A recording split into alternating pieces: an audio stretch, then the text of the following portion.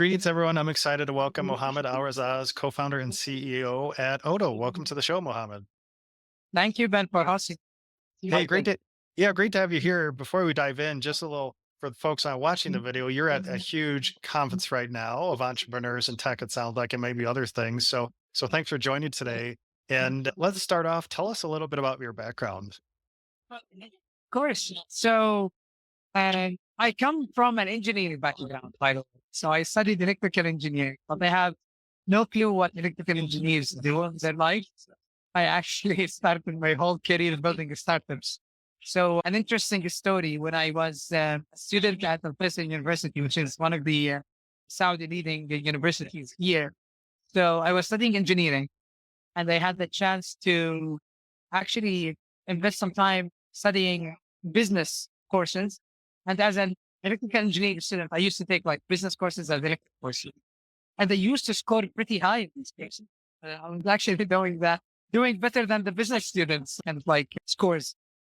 So I was really, since I was young, I really wanted to build up something. And I had an amazing opportunity to join Rocket Internet. So Rocket, for those who's not familiar with the company, it's one of the largest internet companies in Europe, based in Germany, and they wanted to basically expand to the MENA region as one of the emerging markets.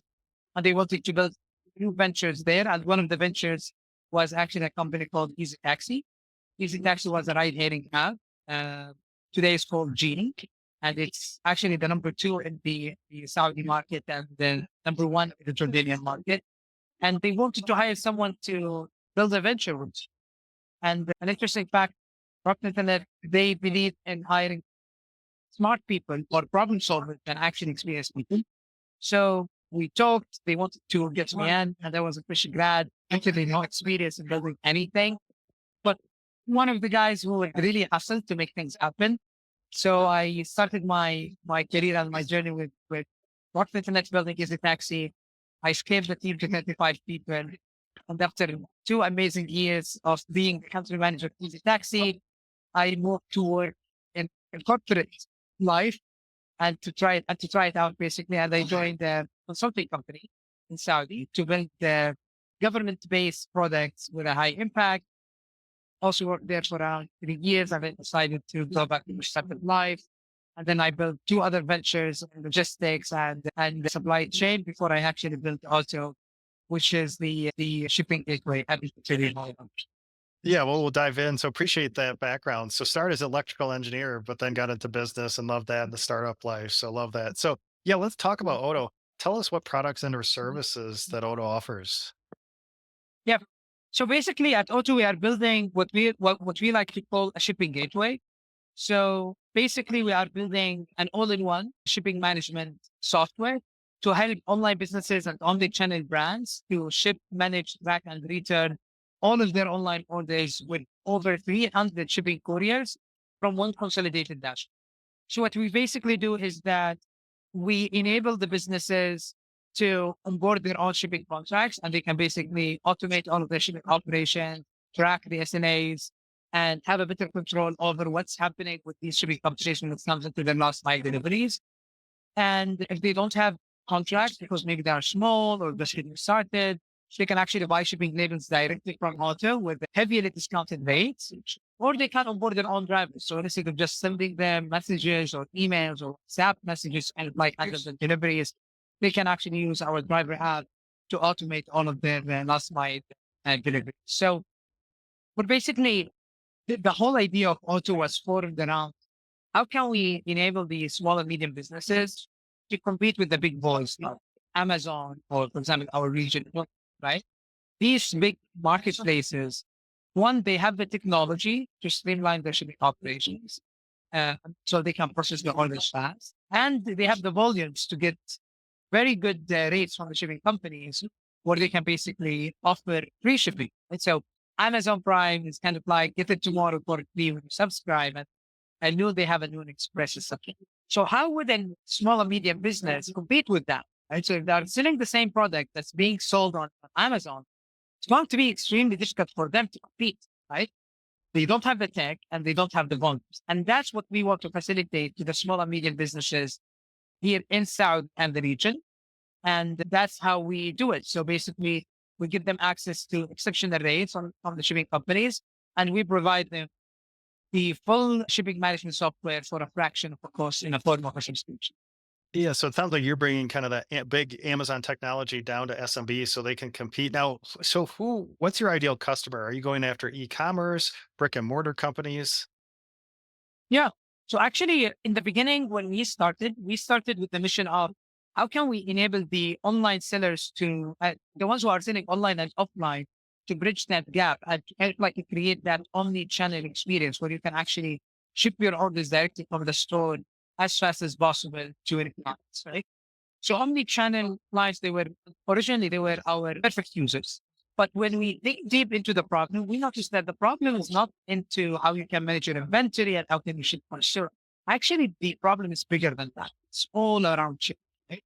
If you tackle shipping, whatever business model you want to build on top of that, which is like ship from store or ship from dark stores or ship from your brick and mortar stores, you can actually do that once you figure out your shipping problem. Right? So that's where we want to actually to focus on. And in terms of business model, we serve all segments. So we serve the pure e-commerce businesses and the omni-channel retailers. And in terms of size, today we are offering our solutions to the long tail kind of like businesses, which is the individuals who are just getting started to sell from their bedrooms or from their garage until the publicly listed shipping company. And that's what actually retail business.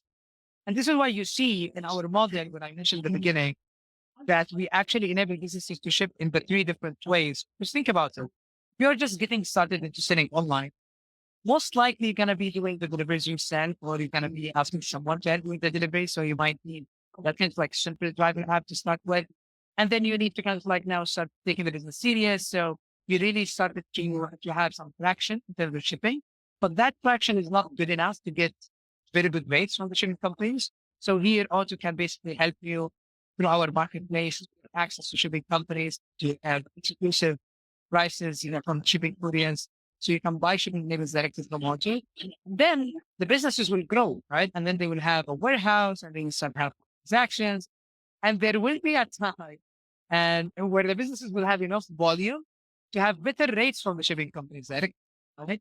And we don't want to lose these people because once you have your own contract, you can actually onboard that contract into Auto and still transact on Auto and use Auto as the dashboard to monitor the performance of these shipping companies and keep track of shipments and all of that. So the way how we designed our technology helped us to kind of like grow with the clock from the time they start thinking about selling online until actually they grow and they start and go bigger. So as an example of that, once they have their warehouse, we don't only just help them with shipping, but also we have built and kind of like warehouse management system to manage their own warehouse operations. And if they decide to move into opening their first brick and mortar store, kind of like getting closer to their client and start showing their products in real life, we help them with the omnichannel management system where they can convert any offline brick and mortar store into also a fulfillment hub so they can deliver the goods faster. Yeah, I know. I appreciate that insight because I know, like, if I was going to start an e-com company, I'd have no clue, like, how to start shipping operations. So it seems like you're taking a big, maybe potential headache off of these e-com and the omni-channel brands. So appreciate that insight. So let's talk some stats and figures. What year did you found Auto? Yeah, so we actually started working in Auto late 2019. And we actually signed the first contract with first client 1 week before the lockdown. That was in March 2020. And that was the perfect time. I mean, we did not know that COVID was coming and gonna stuck the world and keep everyone home. So we used that opportunity to basically work with these brands, actually got interested using Auto from the pain of how can we connect with as many shipping companies as possible and start selling and delivering our orders once. So the businesses that we started working with, they used to have sales online, but they were working only with the big boys when it comes into shipping. And what happened is during COVID, all of these big companies like the DHLs of the world, the UPS of the world, these guys, they got huge volumes. So they couldn't handle the volumes. And their priority was to deliver food, vaccine, and all of these stuff, right? So they couldn't just handle any kind of like e-commerce order. And problem here is how can I ship my orders, right? How can I connect quickly to the smaller players? And spending time in integration is going definitely to make them waste a lot of time. This is where auto came in handy. So by the time we launched the service in March 2020, we had around 15 integrations with different shipping couriers. And with one integration, you can have access to all of them. And that's how we started to grow. And time flies. Today we're Yes. almost 5 years old and the business is operating. So we started with Saudi as our primary market. And today we are operating across Saudi, UAE, and Turkey as our three primary markets, but we're offering and expanding more across the GCC and the MENA region. Okay. Yeah. So 5 years in, started late 2019 before the lockdown. And so is your headquarters in Saudi? Our headquarters is in Saudi. Okay. Okay. Headquarters there. And then what's your current team size? Yeah. So I'm lucky to have amazing 124 heroes working for the company. And then an interesting fact about Auto, we are a fully remote company. So we literally don't have offices anywhere. So even when we call it the headquarters, it's a virtual headquarters. Yeah. So virtual headquarters But in we Saudi. actually, Yeah. exactly, we actually have no offices anymore. And but a fully remote. Funny fact, next week we're all flying to Istanbul, to a smaller city next to Istanbul called Jayden. We're bringing everyone actually to a retreat. And this is actually the city where we wrote the first line of code. So it's going to be an amazing place to host our retreat and to get like connect with everyone. So I've been working with some people for around a year now since our last retreat. And I'll be meeting them in person for the first time during that. So yeah, That's we have awesome. 124 people working from 30 different cities with 8 different nationalities. Well, that retreat sounds like there'll be a lot of fun. In 5 years in or so, anything you want to share around revenue ranges or AR ranges currently? So we don't usually expose that at this stage, but we're currently at a multi-million dollar ARR. So we've been growing, by the way, around 2 to 3x year over year. So our growth has been very fast.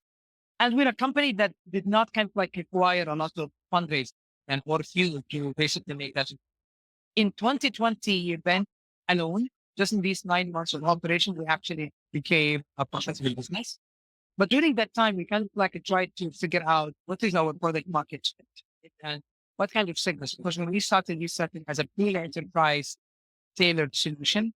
But with time, we figured out that sales cycle with enterprise was long. SMBs, they had the needs. So we had to go and start our first fundraising round, which was our seed round in 2021. And this is when we raised the $3 million. $3 million then Hmm. in 2021.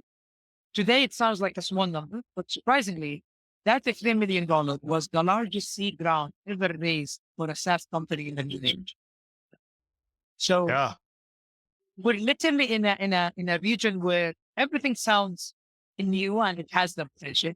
Today, we hit the 3 millions in pre-seed, which is the same. A Yeah. lot of companies now, a lot of VCs are deploying, a lot of amazing startups are popping up, and there is now more trust in SaaS and in software businesses, basically.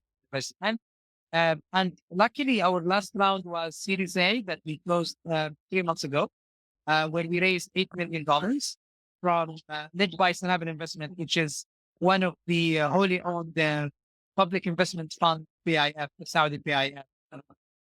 Okay. So it's not so multi-million ARR, 2 to 3x growth year over year. So I'm sure 5 years in, you've experimented with a lot of different go-to-market motions. Tell us currently what type of go-to-market motion is working to find your e-com and omni-channel prospects. Yeah. So I'll tell you one of the interesting facts that we actually kind of like got to realize with time, which is usually when you start as an enterprise data solution, your go-to-market strategy will heavily rely on sales level, right? Like you really want to kind of like operate in a company, in a country, hire local salespeople and try to acquire the market as you can. But one thing that we really got lucky with is that we sucked at it. Like literally, we couldn't sell the solution as the whole concept of shipping gateway was quite new, right? People did not realize, like, why do I need you if I have already a contract with you? So we had to invest a lot in education, and that takes time, right? So you don't just throw salespeople on ground and try to basically hurt all of these clients. You have to invest in awareness and the education and all of that. So what we did is that we kind of like shifted our mindset towards how can we go to BLG in 2 years of time? So we started moving from SLG, which is sales led growth, to marketing led. So I still remember in order to use auto, you would need to submit a form to have someone to contact you. And then we started to move towards marketing led growth. So people would finally sign up and create an account into auto and have access to our dashboard. But still, you would need someone to kind of like walk you through how to use the solution because the solution wasn't very simple but easy to use. You still need like a lot of education. I didn't have all of these complex service things. And today I'm very proud to say that PLG is the way how we acquire customers today. So actually 80% of our clients who sign us, they actually go and onboard their own shipping companies or buy shipping labels by charging their wallets with auto and start shipping with auto without the need of talking. And so moving towards that, why it's challenging in our region? Because we don't see a lot of companies doing that. We don't have the playbook of how can you help on sales that is not to a product that knows. And that's kind of like what we have to figure out ourselves with a lot of mentorship and advices from the people who either invested in us or incubate us. So interesting. So tried sales led growth was a struggle that invested a lot of education, and then now PLG today, and that's amazing. Yeah, so 80% signing up without any contact with you, which is really nice. That frictionless experience, which PLG is all about. So appreciate that insight. Now you mentioned fundraising earlier, so it sounds like you've raised. So you said 8 million Series A, and then what was a 3 million seed. Correct. So 11 raised to date. And say with that Series A, what did you see? Were there triggers or milestones that said you're ready for a Series A round? Yeah, excellent question. So by the time we decided to do the Series A, so actually we had a good run before we do the Series A. But the way how we thought about fundraising is that you fundraise not because you need the money, but actually because you see an opportunity and you believe that that money is going to help you to fuel your growth towards the ground that you're shot. So in 2023, this is when we saw the signs of the product market. Like we started seeing people coming up, they're signing up to auto, they love the solution.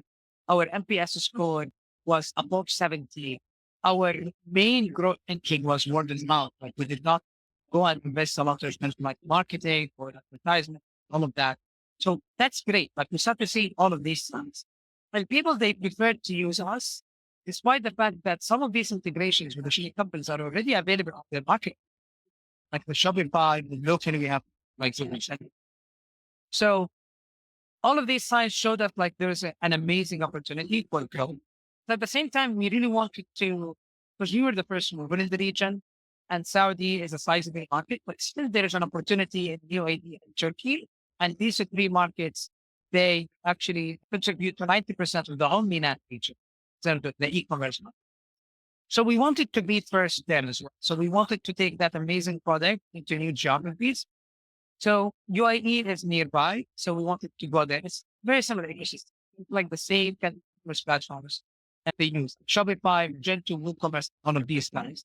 And for the shipping companies, it's the same. If you talk about DHL, UPS, FedEx, Aramex, all of these guys that operate on both continents. So it's easy to move to UAE.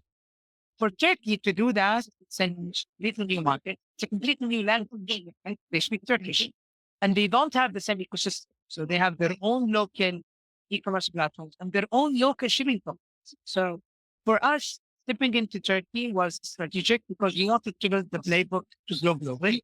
And doing that is great with Turkey because one, they're nearby. So we're still considered within the same time zone. So we didn't have the time zone challenge as of now.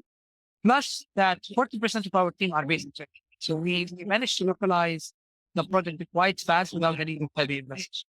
And to do that, we say this is the time to bring in new investors, want to fuel that growth, because once we see the signs, we don't want to go back to fundraising and then spend time fundraising and actually growing.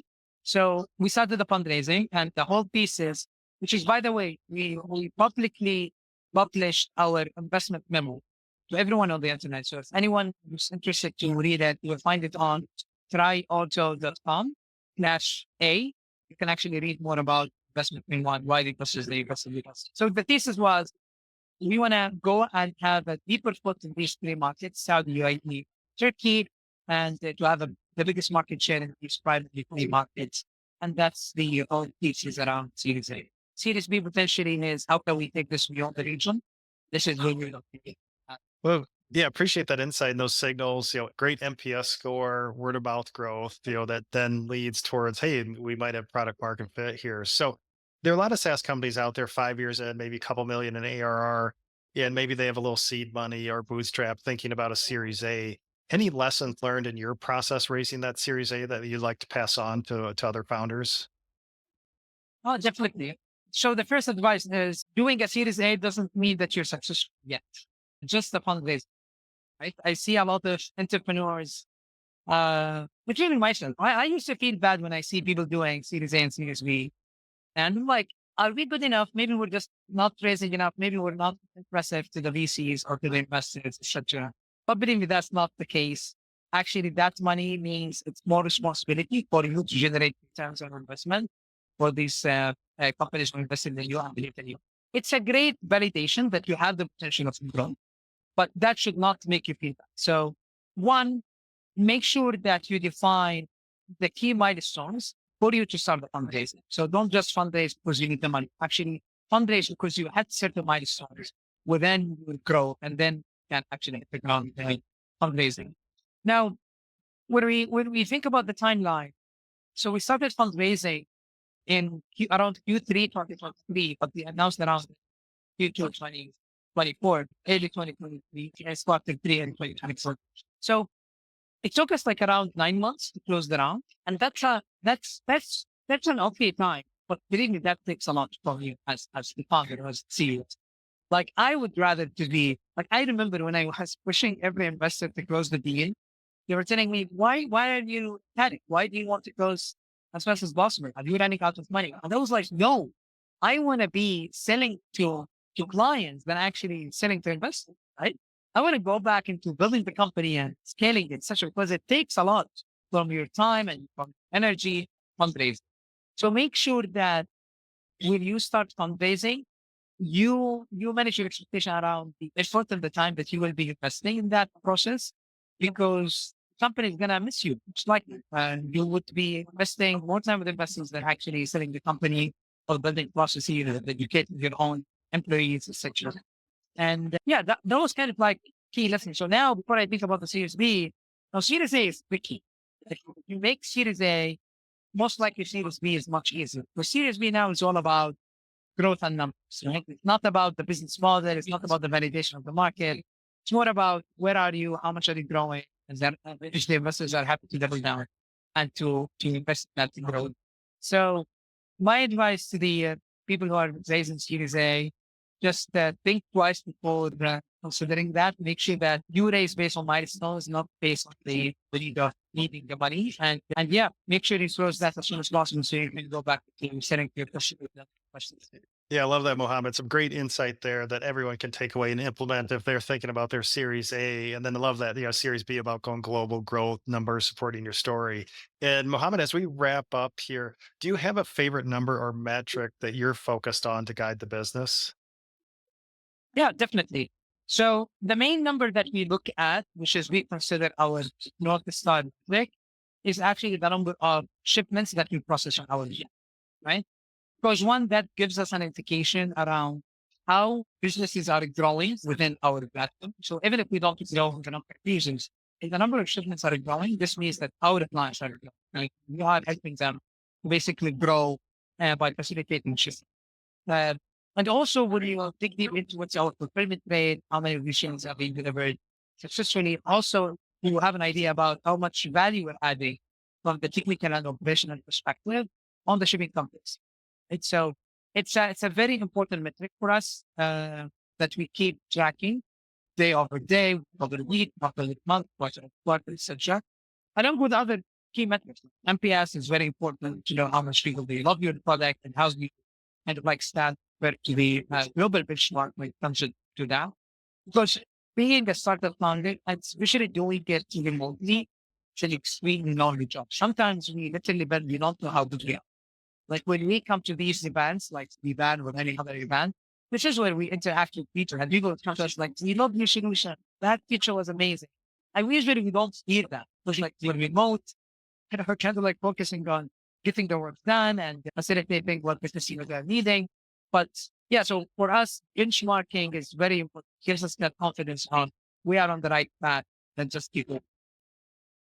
Yeah, appreciate that. Yeah, so product usage, shipments, NPS, good indicators for numbers that you're focused on. And what's coming up? So 5 years in, what's coming up next for auto? Yeah. So we want to basically enable more businesses in these three primary markets. That includes Saudi, UAE, and Turkey. Uh, Plus, we would really love to build that in playbook and to be able to start looking into expanding to the different GCC companies and to the other different regions. I mean, we've seen clients coming in from Europe, from South Asia, the US. They're very interested in what we are building because we managed in a very short time to build a huge network of shipping couriers integrators.